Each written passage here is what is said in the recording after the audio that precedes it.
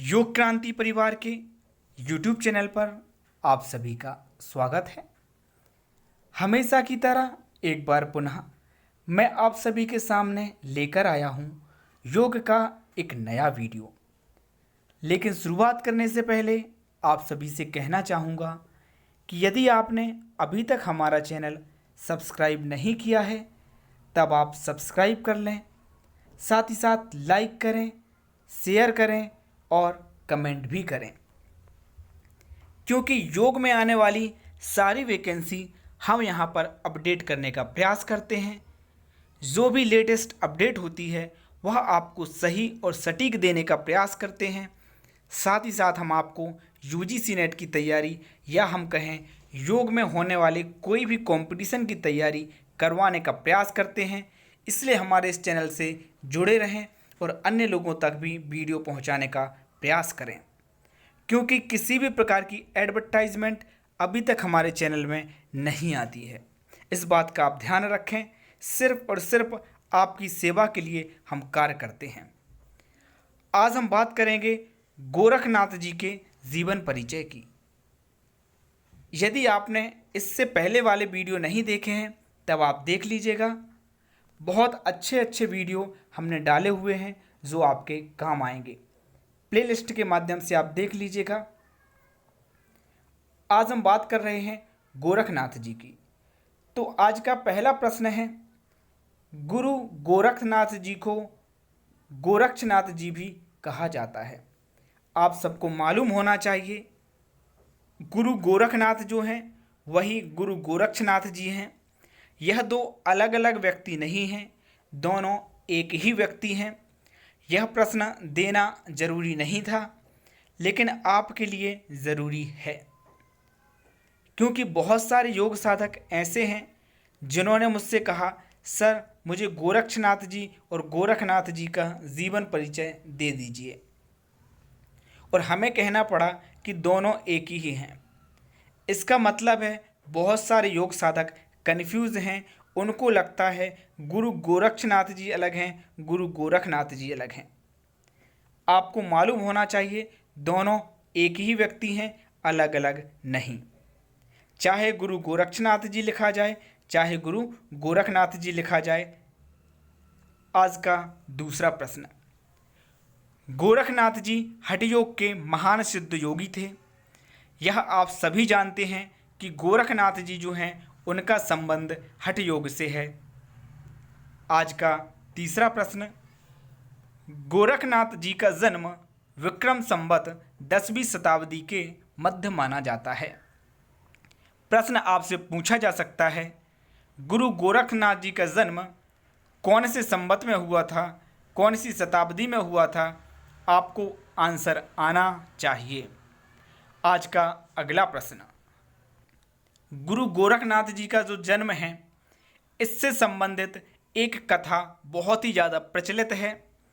वैसे आप सभी को आती होगी, लेकिन फिर भी मैं आपको एक बार बता रहा हूँ, क्योंकि इससे संबंधित बहुत सारे प्रश्न बन सकते हैं। एक बार उनके भावी गुरु मत्स्येंद्रनाथ फिरते फिरते अयोध्या के पास जयश्री नाम के गांव में पहुँचे। वहाँ एक ब्राह्मणी के घर पहुँचे, भिक्षा मांगी और उसने बड़े आदर सम्मान के साथ भिक्षा दी। मत्स्येंद्रनाथ उस ब्राह्मणी का भक्ति भाव देखकर प्रसन्न हुए और उसके चेहरे पर उदासीनता का चिन्ह देखकर पूछने लगे। तब ब्राह्मणी ने बतलाया कि उसकी कोई संतान नहीं है, इसी कारण वह उदासीन रहती है। यह सुन मत्स्येंद्रनाथ जी ने अपनी झोली से भभूत निकाली और उसे देकर कहा कि इसको खा लेना, तुम्हें पुत्र हो जाएगा। परंतु उस ब्राह्मणी के नसीब में पुत्र सुख मिलना लिखा ही नहीं होगा। इसलिए मत्स्येंद्रनाथ जी के जाने पर एक पड़ोसन ने कहा कि इसके खाने से कोई नुकसान हो गया तो। इस बात से डरकर ब्राह्मणी ने वह भभूत नहीं खाई और गायों को बांधने के स्थान के निकट एक गोबर के गड्ढे में फेंक दी। 12 वर्ष बीत जाने पर एक दिन फिर से मत्स्येंद्रनाथ उस गांव आए और फेरी लगाते हुए उस ब्राह्मणी के घर जा पहुंचे और उसके द्वार पर अलख जगाई। जब ब्राह्मणी बाहर भिक्षा देने आई तो उन्होंने उससे पूछा, अब तो तेरा पुत्र 12 वर्ष का हो गया होगा, देखूं तो वह कहाँ है। यह सुनकर ब्राह्मणी घबरा गई और उसने समस्त घटना बताई और दुखी हुई। मत्स्येंद्रनाथ जी ने भभूत फेंकने की जगह पूछी और वहां जाकर अलख की ध्वनि की, तो उस ध्वनि को सुनते ही एक 12 वर्ष का तेजपुंज बालक बाहर निकल आया और योगीराज के चरणों में मस्तक नवाया। यही बालक गोरखनाथ जी हैं। प्रश्न आपसे पूछा जा सकता है कि वह कौन सा गांव था, तो गांव का नाम था जयश्री। कौन सी ध्वनि से तेजपुंज बालक गोरखनाथ जी का उदय हुआ, या गोरखनाथ जी के गुरु कौन थे, यह भी प्रश्न आपसे पूछा जा सकता है। तो गोरखनाथ जी के गुरु जो थे वो मत्स्येंद्रनाथ जी थे। इस कहानी से बहुत सारे प्रश्न बन सकते हैं, इसलिए इस कहानी को याद रख लीजिएगा। बहुत ही ज़्यादा मनोरंजन युक्त ये कहानी है, मनोरंजक कहानी है, इसलिए इस बात को बहुत अच्छे से याद रख लेना, याद हो भी गई होगी। आज का 5वां प्रश्न, गोरख वाणी जो है उसमें कहा गया है, आदिनाथ नाती मच्छंदरनाथ पूता निजतत निहारे गोरक्ष अवधूता। इस सूत्र से तो सारी बात आपको क्लियर ही हो गई है, लेकिन ध्यान रखें यह भी प्रश्न पूछा जा सकता है कि यह सूत्र या श्लोक कौन से ग्रंथ का है। तो यह सूत्र या श्लोक जो है वो गोरख वाणी ग्रंथ का है, इस बात का ध्यान रखना है। आज का 6वां प्रश्न, गोरखनाथ जी को योग की शिक्षा मत्स्येंद्रनाथ जी ने दी थी। मैंने अभी आपको बताया था कि गोरखनाथ जी जो थे उनके गुरु मत्स्येंद्रनाथ थे। यह प्रश्न मैं पहले भी आपको बता चुका हूँ, तो योग की शिक्षा उन्हीं ने दी थी। अगला प्रश्न, गोरक्षनाथ जी ने योग सिद्धि के प्रभाव से अमर स्थिति प्राप्त की थी और आज भी वह भाग्यशाली को दर्शन देते हैं। यहाँ पर सिर्फ इतना ही बताया गया है कि गोरखनाथ जी जो हैं वो आज भी अमर हैं और कोई व्यक्ति अगर भाग्यशाली है तो उसको दर्शन भी देते हैं। आज तक वह जीवित हैं, यह यहाँ पर बताया गया है। आज का 8वां प्रश्न, गोरक्ष विजय ग्रंथ में लिखा है, गोरखनाथ योगासन लगाकर आकाश मार्ग में पहुंच गए और बाज की तरह उड़ते हुए एक देश से दूसरे देश जाने लगे। यह भी पूछा जा सकता है कि गोरखनाथ योगासन लगाकर आकाश मार्ग पर पहुंच गए और बाज की तरह उड़ते हुए एक देश से दूसरे देश जाने लगे, यह वाक्य कौन से ग्रंथ का है। तो आपको मालूम होना चाहिए गोरक्ष विजय ग्रंथ का है। कई बार मैं बताते बताते जो है ज़बान लड़खड़ा जाती है, क्योंकि मैं पहले प्रिपेयर नहीं करता हूँ, एक ही बार वीडियो बनाता हूँ और एक ही बार मैं पढ़ता हूँ।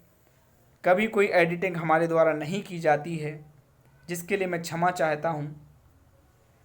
आज का 9वां प्रश्न, मत्स्येंद्रनाथ को नाथ संप्रदाय का संस्थापक तो माना जाता है, परंतु गोरखनाथ ने नाथ संप्रदाय को क्रांति की नई दिशा दी। आपको प्रश्न पूछा जा सकता है, मत्स्येंद्रनाथ जो हैं वह संस्थापक हैं। आपसे पूछा जाएगा नाथ संप्रदाय के संस्थापक कौन हैं, या आपसे इस तरह भी पूछा जा सकता है नई क्रांति किसने दी। तो आपको दोनों प्रश्न के आंसर आना चाहिए। आज का 10वां प्रश्न, योगासन नाड़ी ज्ञान षटचक्र निरूपण तथा प्राणायाम द्वारा समाधि की प्राप्ति हठ योग के मुख्य अंग हैं, यह भी आपको आना चाहिए।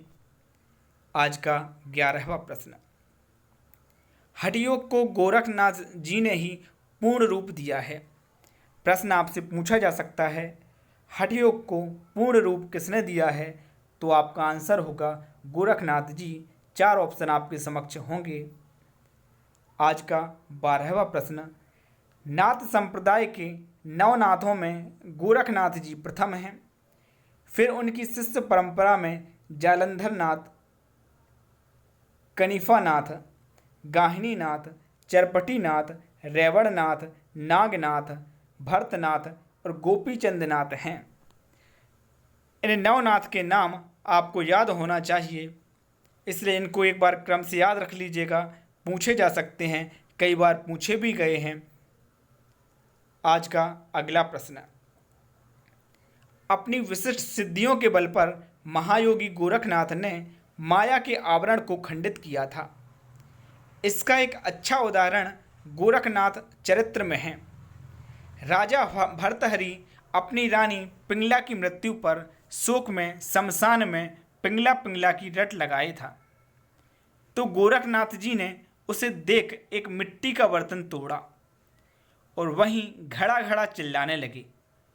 भर्तहरि ने उन्हें कहा, घड़ा तो दूसरा भी बन सकता है, पर पिंगलाएं नहीं बन सकती। उस पर गोरखनाथ जी ने अकस्मात भर्तहरि के समक्ष कई पिंगलाएं उपस्थित कर दी। इस तरह उनके यौगिक प्रभाव को देख भर्तहरि सब माया जाल से निवृत्त होकर उनके शिष्य बन गए। यह कहानी जो है यह भी पूछी जा सकती है, तो यह भी आप याद रखिएगा। यह कौन से ग्रंथ में है यह भी पूछा जा सकता है, तो आप इसको भी याद रखिएगा। आईएमपी प्रश्न बन सकते हैं इससे भी।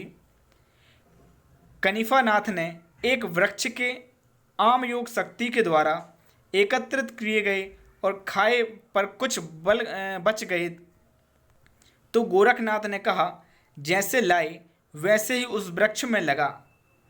तो कनिफानाथ जी ऐसा नहीं कर पाए, परंतु गोरखनाथ जी ने उन फलों पर भभूत डाली और वृक्ष को वापस लगा दिए, जिससे कनिफानाथ जी को अल्प ज्ञान का पता चला। तो आप सभी से प्रश्न पूछा जा सकता है कि कनिफानाथ जी को अल्प ज्ञान का पता कैसे चला या किस उदाहरण के माध्यम से चला। तो आपको ध्यान रखना है, आप यदि आम का वृक्ष याद रख लेंगे तो इतने से ही हमें लगता है आपको सारा का सारा आंसर याद हो जाएगा।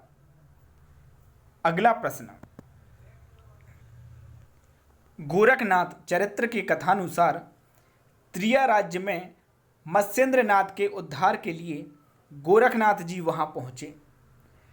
तब मत्स्येंद्रनाथ जी ने उन्हें अपने पुत्र मीननाथ को स्नान करा लाने को कहा। गोरखनाथ मीननाथ को नदी पर ले गए और उसका पैर पकड़कर सीला से दे मारा। सीला यहाँ हो गया है, यहाँ सिला होना चाहिए था, ध्यान रखना। सिला मतलब होता है पत्थर, यहाँ पर सीला लिख गया है, इसको सिला पढ़ें आप। मैं बार बार बोल रहा हूँ, इसको सिला पढ़ना है, यहाँ गलती से सीला लिख गया है। तो सिला से दे मारा और खाल अलग निकालकर धोकर सुखाने डाल दी। तब रानी मैनकिनी का विलाप देख मत्स्येंद्रनाथ यहाँ पर क्रोधित हो गए होना चाहिए, क्रोध भी चल जाएगा, कोई गलत नहीं है वर्ड, लेकिन आपको क्रोधित से जल्दी समझ में आ जाएगा। तब गोरखनाथ जी ने 108 मीननाथ उनके सामने उपस्थित कर दिए और अंत में रानी को असली मीननाथ उपस्थित करा दिया। तब रानी बहुत प्रभावित हुई एवं मत्स्येंद्रनाथ को साथ ले जाने के लिए कह दिया, परंतु मत्स्येंद्रनाथ जी ने निकलते समय अपने साथ एक सोने की ईंट ले ली, जिसे वह पर्वतीय रास्ते में संभाल कर चल रहे थे। गोरखनाथ जी ने यह बात जान ली और उन्होंने गुरु की इस इच्छा को लुप्त करने के लिए पूरा पर्वत ही स्वर्णमय बना दिया। ये बात अलग है कि यह सब रचा हुआ स्वयं मत्स्येंद्रनाथ जी का ही था, गोरखनाथ जी की परीक्षा लेने के लिए। तो यह भी कथा आपको याद होना चाहिए। बहुत सारी कथाएं हैं और सारी कथाएं आप याद रख लीजिएगा, प्रश्न कहीं से भी कैसे भी बन सकते हैं। नाथ साहित्य श्रृंखला में गोरख संहिता, सिद्ध सिद्धांत पद्धति, गोरख पद्धति, सिद्ध सिद्धांत संग्रह, हठयोग प्रदीपिका, विवेक मार्तंड, योग सारावली, अमनस्क योग, घेरण्य संहिता, अमरोध शासनम, महार्थ मंजरी, गोरक्ष सहस्रनाम, अवधूत गीता, गोरख कल्प, गोरख कौमुदी, गोरक्ष चिकित्सा, गोरक्ष पंचक, गोरक्ष शतक, ज्ञान अमृत, योग चिंतामणि आदि हैं। इनमें से बहुत सारे ग्रंथ यूजीसी नेट के सिलेबस में भी शामिल किए गए हैं, तो मैं आपको इनकी तैयारी करा दूंगा। आज का 17वां प्रश्न, गोरखनाथ जी की साधना समन्वय का प्रतिपादय ग्रंथ सिद्ध सिद्धांत पद्धति है, जिसमें अष्टांग योग की चर्चा है। प्रश्न पूछा जा सकता है कि अष्टांग योग की चर्चा कौन से ग्रंथ में है, तो आपको मालूम होना चाहिए। 18वां प्रश्न, योग बीज नामक ग्रंथ में गोरखनाथ जी ने योग मार्ग को मुक्ति का मार्ग बताते हुए सिद्ध प्रतिपादित योग मार्ग से ही मुक्ति प्राप्त की जा सकती है, इस तथ्य को स्पष्ट किया है। योग बीज भी आप पूरा का पूरा पढ़ेंगे, मैं आपको पढ़ाने वाला हूँ आगामी समय में, तब उसमें डिटेल में हम समझेंगे। अभी तो सिर्फ जो प्रश्न इससे संबंधित बनते हैं मैं हल्की हल्की आपको जानकारी दे रहा हूँ। गोरखनाथ जी ने भारत में सौराष्ट्र, पंजाब, उत्तराखंड, हिमालय, कर्नाटक, बंगाल, उड़ीसा, गोरखपुर, उत्तर प्रदेश आदि स्थानों पर कठिन तप किया। यह प्रश्न जरूर पूछा जा सकता है कि निम्न में से कौन सी जगह पर गोरखनाथ जी ने तप किया, तो आपको आना चाहिए। गोरखपुर में इनका मंदिर भी है, यह भी आपको पता होना चाहिए। आज का 20वां प्रश्न, बद्रिकाश्रम में 12 वर्ष घोर तप के पश्चात उन्हें स्वयं वामदेव शिव के साक्षात दर्शन हुए। उनसे गोरखनाथ जी ने वरदान में केवल भक्ति एवं अपने ज्ञान की परिशुद्धता की मांग की। तो यहाँ पर 12 वर्ष की घोर तपस्या के पश्चात शिव के साक्षात्कार दर्शन कहाँ पर हुए, इस तरह का प्रश्न पूछा जा सकता है। तो आंसर है बद्रिकाश्रम। इसके अलावा उन्होंने क्या मांगा, यह भी आपको आना चाहिए, प्रश्न पूछा जा सकता है। आज का 21वां प्रश्न, नेपाल में गोरखनाथ जी को शिव गोरक्ष कहते हैं। तो आपको आना चाहिए कि नेपाल में गोरखनाथ जी को शिव गोरक्ष कहते हैं, क्योंकि प्रश्न बन सकता है कि गोरखनाथ जी को शिव गोरक्ष कहाँ पर कहा जाता है, या फिर प्रश्न आपसे पूछा जाएगा नेपाल में गोरखनाथ जी को क्या कहा जाता है, या यह भी प्रश्न आ सकता है नेपाल में शिव गोरक्ष किसे कहा जाता है। 4 ऑप्शन आपके पास होंगे, सही ऑप्शन आपको चुनना होगा, इसलिए इस प्रश्न को याद रखिएगा। आज का 22वां प्रश्न, नेपाल के भोगमती, भातगांव, मृगस्थली, चौधरा, स्वारीकोट, पीठठान आदि कई स्थानों पर गोरखनाथ जी के आश्रम हैं। प्रश्न आपसे पूछे जा सकते हैं, नेपाल में निम्न में से किस जगह पर गोरखनाथ जी का आश्रम है। तो सही आंसर आपको चुनना होगा, इसलिए आपको सारे के सारे आश्रम याद रखने हैं। आज का 23वां प्रश्न, आज भी नेपाल राज्य की मुद्रा पर एक ओर श्री श्री गोरखनाथ लिखा रहता है। आपको मालूम होना चाहिए जो नेपाल की मुद्रा है उसमें आज के समय में भी श्री श्री गोरखनाथ एक जगह पर, मतलब दो साइड रहती हैं, उनमें से एक साइड श्री श्री गोरखनाथ जी लिखा हुआ है। यहाँ 3 बार श्री श्री हो गया, उसमें 2 बार है। आज का 24वां प्रश्न, गोरखनाथ के शिष्य परंपरा होने के कारण ही नेपाली गोरखा कहलाते हैं। यह बहुत ही कम लोग जानते हैं, इसलिए इसको हमने स्पेशल बताया हुआ है कि गोरखनाथ की शिष्य परंपरा होने के कारण नेपाली जो हैं गोरखा कहलाते हैं। बहुत सारे सिर्फ जानते हैं कि नेपाली जो हैं गोरखा कहलाते हैं, लेकिन क्यों कहलाते हैं यह बहुत ही रेयर व्यक्ति जानते हैं। तो आज आपको मालूम चल गया। आज का 25वां प्रश्न, गोरखपुर में गोरखनाथ जी ने तपस्या की थी। यहाँ पर गोरखनाथ जी का बहुत बड़ा मंदिर है, जैसा कि अभी हमने आपको बताया था। गोंडा जिले के पाटेश्वरी नामक स्थान में भी उनका योगाश्रम है तथा महाराष्ट्र प्रांत के औड़ा नागनाथ पर उनकी तपस्थली है। ध्यान रखना है आपको कि गोरखपुर में गोरखनाथ जी का मंदिर है बहुत बड़ा, और गोंडा जिले के पाटेश्वरी नाम के स्थान में गोरखनाथ जी का योगाश्रम है तथा महाराष्ट्र प्रांत के ओड़ा नागनाथ में उनकी तपस्थली है। यह तीनों जगह आपको याद रखनी है। अगर आप पीडीएफ लेना चाहते हैं तो पीडीएफ आप ले सकते हैं दिए गए नंबर पर व्हाट्सएप के माध्यम से, लेकिन पीडीएफ निःशुल्क नहीं है। अभी के लिए बस इतना ही। धन्यवाद।